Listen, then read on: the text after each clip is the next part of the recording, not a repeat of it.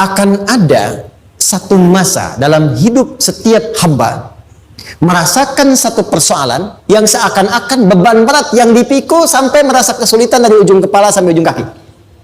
Siapapun itu. Jujur ya, setiap kita tanyakan pada diri sendiri. Setiap kita yang ada di sini, saya yakin pasti pernah atau bahkan akan mengalami satu peristiwa yang merasakan beban berat sampai seakan-akan ujung kepala sampai ujung kaki merasakan sakitnya. Ada yang sudah mengalami atau bahkan nanti akan ada yang melalui. Perhatikan baik-baik. Teruskan ayatnya. Wa rafa'na laka. Perhatikan. Kalau ada yang sedang merasakan itu, yakinlah kata Allah, pada saat itu sesungguhnya Allah sedang mengangkat derajatnya dan meningkatkan kualitas hidupnya untuk mencapai sesuatu yang istimewa yang belum pernah diraihnya. Dari sini kita buat persamaan ujian. Tadi kan berbanding lurus dengan harapan, banding lurus dengan solusi nanti pada akhirnya. Fokus. Lulus di sini, insya Allah setiap persoalan akan lebih mudah untuk diatasi. Ujian, seberat apapun yang sedang kita alami, tidak akan pernah diberikan kepada kita oleh Allah, kecuali ternyata hikmahnya untuk mengabulkan harapan-harapan besar yang sebetulnya kita mintakan. Jujur ya, setiap kita kan sering punya permohonan ya, sering berdoa ya, ya Allah minta ini, minta itu, minta ini, minta itu, gitu kan? Nah, cara Allah mengabulkan harapan kita itu, yang pertama, jalurnya lewat ujian. Karena semua kesuksesan itu, desain dasarnya adalah melewati ujian. Coba, anak-anak kita yang sedang sekolah itu, apa mungkin di wisuda dengan penuh kebahagiaan kalau nggak mengalami ujian? Lewat ujian dulu kan? Dia belajar dulu, ujian dulu, ngatasin soal dulu, lulus, baru wisuda. Apakah mungkin akan dapat IPK 4 yang diharapkan kalau tidak mengalami ujian? Belajar dulu, ya kan? Ada waktu, sempat dia bangun malam, siang, dan seterusnya belajar, keringat dan sebagainya, baru bahagia kan? Dan ternyata belajar itu untuk di wisuda. Sebab kalau kita tidak belajar, mustahil dapat wisuda. Kalau tidak lewat ujian, mustahil dapat ijazah. Karena ternyata harapan itu, hukum dasarnya dalam berkehidupan, bisa diraih dengan melewati ujian. Ini poinnya. Jadi mohon, kalau sedang mengalami sebuah peristiwa dan kita harus menghadapi itu, coba renungkan, sebetulnya pernah berdoa apa sampai kita mengalami itu, sehingga dengan jalan itulah sebetulnya Allah ingin mengabulkan harapan yang dulu pernah kita mintakan. Jelas? Oke, satu. Yuk turunkan rumus ya pelan-pelan. Quran surah kedua ayat 286. Ini kesini dulu, baru nanti kita balik lagi. 2 Al-Baqarah ayat 286. La yukallifullahu nafsan illa wus'aha. Tahan sampai sini. Lihat baik-baik. Hukum yang pertama. Hukum pertama. Allah tidak mungkin menguji seorang hamba di luar batas kemampuannya. Jadi kaidah yang pertama tadi, kalau kita sedang diuji, sebetulnya ada harapan dan doa yang pernah kita mohonkan dan Allah ingin mengabulkan itu, jalan pertama lewat ujian. Tapi adilnya Allah, tidak akan pernah kita diuji kecuali sesuai dengan kemampuan kita. Jadi kalau nggak mampu, nggak mungkin diberikan ujian. Ingat ya, kalau tidak mampu, tidak mungkin diberikan ujian. Artinya harapan yang kita mohonkan pun akan sesuai dengan kemampuan kita. Jadi kalau kita minta sesuatu nggak mungkin bisa menggunakannya, nggak akan dikasih. Nah, balik ke sini untuk memberikan ketenangan kepada hati kita. Kalau sedang menerima persoalan, setelah kita mengatakan, oh ini mungkin ada harapan yang ingin saya dapatkan, jalannya lewat sini. Untuk memberikan ketenangan kepada hati, begitu persoalannya tiba, langsung katakan pada diri kita, saya pasti bisa menjalaninya. Mustahil saya diuji kalau nggak mampu menjalaninya. Itu bahasa singkatnya. Ingat ya, kalau ingin mudah menyelesaikan persoalan, kata Quran, setiap ada ujian, langsung katakan pada hati kita, insya Allah bisa. Nggak mungkin saya diuji kalau saya nggak sanggup. Jelas? Dan tanamkan itu pada hati yang paling dalam. Ini nggak mudah. Kalau cuma disimpan di pikiran, jadi beban. Tapi kalau Anda tanamkan dalam hati, seberat apapun masalahnya, pasti saya sanggup, pasti saya bisa. Pernah lihat dulu ada acara 90-an Benteng Hattori? Oke? Benteng Takeshi ya? Takeshi ya, gitu kan artinya kan bisa jawab ya. Kita tahu Ninja Hattori mendaki gunung lewati lembah ya tahu ya. Ya Son Goku songgohan apa? Saya tahu itu. Son Goku Kamehameha Piccolo itu yang nulisnya Suzuki Watanabe saya tahu itu. Ya. Benteng Hattori, balik lagi ya. Benteng Takeshi ya. Puncaknya kan main pakai itu kan, pakai tanknya dan sebagainya. Tapi pernah ingat gak satu episodenya itu? Begitu akan bertarung, kan selalu ada motivator di samping itu mengatakan, ayo, kamu bisa, gitu kan? Wah, namanya. Dia nggak ngaji Quran tuh, kita punya ayatnya. Pernah nggak? Buka lagi ya dulu ya. Oke. Korea, kenapa bisa nyusul Jepang? Salah satunya, waktu Jepang itu maju, setiap di Korea itu ditanamkan dari mulai anak-anak TK-nya. Kita harus lebih daripada Jepang. Sejak anak-anak TK. Sejak anak-anaknya TK. Itu ditanamkan betul.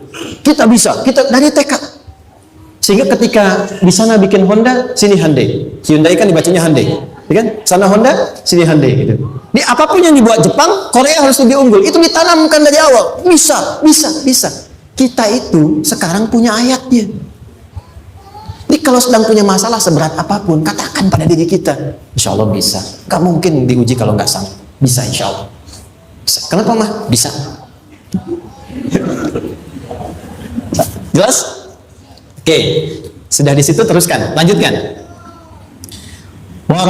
Warafa'na laka dzikra. Teruskan. Fa inna ma'al usri. Ini poin terbesarnya. Fa inna ma'al usri yusra. Fa huruf yang menunjukkan sesuatu berlangsung dengan cepat. Inna di ilmu nahwunya berbunyi begini di gramatikal bahasa Arab. Harfun nasbin wa taukidin. Tansibul isma wa tarfa'ul khabara. Mabniyun 'alal fathi la mahalla lahu min al-i'rabi. Paham? Tidak. Inna huruf yang digunakan untuk menguatkan informasi agar ditancapkan ke dalam hati sekuat-kuatnya dan jangan pernah ragu. Jadi kalau orang Arab itu nancapkan tongkat begini dan kuat, tidak goyah, itu nasab namanya. Nasabar rajula asahu fil ardi. Inna ini harfu nasab. Jadi kalau ada di Quran dibuka informasinya dengan inna, maksudnya begini, hei, tancapkan informasi dalam hatimu dengan kuat, jangan pernah ragu. Yakinkan pada dirimu. Apa yang harus diyakinkan? Ma'al usri yusra. Inna ma'al usri yusra. Usrun sama dengan yusrun. Mari ke sini. Oke. Apa artinya usrun? Sulit. Oke. Sulit itu ada dua. Ada sa'bun, ada usrun. Kalau kesulitan yang relatif, kata si A sulit, si B mudah, itu sa'bun namanya. Contoh, kata si fulan, bahasa Jepang susah. Padahal kata yang lain tidak. Saya ke Jepang, anak-anak kecil begini bisa bahasa Jepang gitu ya. Bagi mereka mudah gitu ya. Saking mudahnya gitu. Atau shiwa gitu. Anak-anak kecil, bagi mereka mudah, bagi kita belum tentu. Itu sa'bun. Innal lughatal yamaniyah sa'bah. Relatif. Tapi kalau kesulitan yang sifatnya mutlak, semua orang mengatakan sulit. Maaf, bawa mobil, sulit atau mudah? Bukan mengendarai ya, bawa mobil, bawa. Sulit ya? Sulit ya? Baik, sepakat sulit semuanya. Nah, itu dalam bahasa Arab dikenal dengan usrun. Kesulitan yang semua sepakat bahwa itu susah. Sulit, semua sepakat. Dan ketika ada orang bicara, aku sedang punya masalah begini. Semua mengatakan, wah itu nggak mudah, itu nggak mudah. Itu usrun namanya. Lawannya, kemudahan yang relatif disebut sahlun. Tapi kemudahan yang semua sepakat bahwa itu mudah, itu yusrun namanya. Mengangkat spidol, semua mengatakan mudah, ringan. Itu yusrun namanya. Perhatikan, Allah tidak memasangkan sa'bun dengan sahlun, tapi memasangkan usrun dengan yusrun. Orang-orang yang punya keyakinan kuat, setiap persoalan itu akan selesai. Dan dia mengatakan pada dirinya, aku bisa melewatinya. Maka, perhatikan kalimatnya kata Quran, Inna ma'al usri yusran. Sesulit apapun masalah yang sedang dia alami, maka Allah akan datangkan solusi semudah-mudahnya yang bisa dia nikmati. Dengan kata lain, kalau kita bawa ke bahasa psikologi, Kalau sedang menghadapi persoalan seberat apapun, selain kita mengatakan, ini pasti bisa saya lalui, saya insya Allah sanggup mengatasinya, katakan pada diri kita, ini pasti selesai. Pasti ada solusinya, pasti mudah.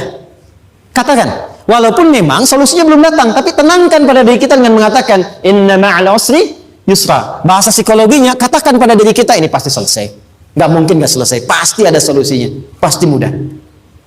Itu lebih memberikan harapan pada diri kita untuk menuntaskan persoalan dibandingkan dengan meratapinya. Jelas? Teruskan. Fa inna ma'al usri. Kalau masih ragu kata Allah, katakan lagi sekali lagi. Sampai hati kita merasa nyaman. Jadi kalau sedang punya persoalan seberat apapun, tanamkan pada diri kita, pasti selesai.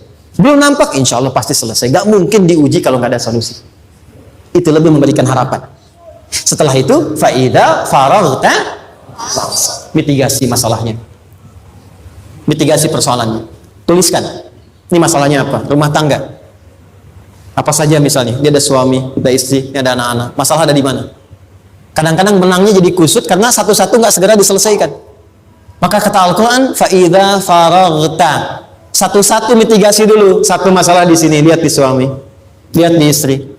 Kalau pekerjaan, masalahnya apa? Sebelum bercabang kemana-mana, petakan. Apakah rekanannya? Apakah relasinya? Apakah kemampuannya? Apakah manajerialnya? Apakah marketingnya? Mitigasi, kotaki semua, selesaikan satu-satu. Setelah itu, apa yang dilakukan? Wa ila rabbika, tawakal sepenuhnya kepada Allah untuk menentukan hasilnya. Tawakal itu yang paling mahal.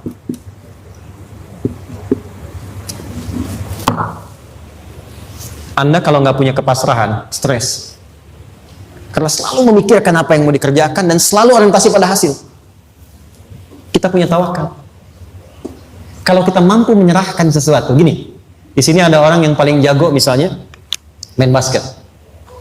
Ada pertandingan basket. Begitu dibuka, udah tim musyawarah serahkan aja pada si fulan. Ya kan? Dia yang paling jago, ya? Bukankah dengan menyerahkan itu, bukan hanya kita berikan sebuah tugas, ya kan? Tapi dengan itu ada kelapangan tersendiri kan? Yakinlah sukses, dia paling hebat. Pernah ada perasaan gitu? Sekarang, siapa yang paling mampu menguasai? Siapa yang paling hebat menyelesaikan segala hal? Siapa yang punya segalanya? Bukankah Allah? Orang-orang yang punya tingkat tawakal yang tinggi, maka satu, dia akan lebih stabil keadaan mentalnya dan tidak akan pernah gelisah dengan kekecewaan. Tidak ada kecewa. Karena tawakal itu kalau sudah kepasrahan pasti menerima hasil. Kalau sudah tawakal, terserah Allah tetapkan apa saja. Mau dapat sekarang, dapat besok, dapat nanti. Puncak yang paling tinggi, tugasmu hanya berikhtiar semampu yang bisa dilakukan. Selanjutnya biarkan Allah menetapkan apa yang menjadi bagian dari maslahat kehidupan kita.